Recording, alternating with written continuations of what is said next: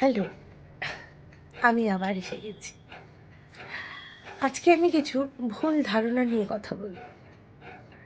যেমন অনেকেরই ধারণা আছে ওয়েট লস করতে গেলে আমাদের হেভি ওয়ার্কআউট ফলো করতে হয়, রেগুলার একটা হেভি ডায়েট ফলো করতে হয়, মন মেরে খাবার খেতে হয়।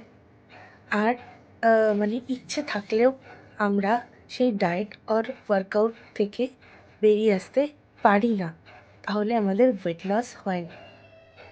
কিন্তু আমার ক্ষেত্রে বা আমার জার্নিটা একদম অন্যরকম ছিল। আমি কিন্তু খুব সিম্পল স্টেপ ফলো করেছি এবং খুব সিম্পল ওয়ার্কআউট ফলো করেছি। সিম্পল স্টেপস নিয়ে আমি কিন্তু আমার ওয়েট লস করেছি। তো আমি আপনাদের গাইড করতে পারি, যারা ওয়েট লস নিয়ে এখনও পর্যন্ত চিন্তায় আছেন যে আমি ওয়েট লস করতে চাই কি চাই না, করতে পারবো কি পারবো না, এই কনফিডেন্স লেভেল নিয়ে ভুগছে।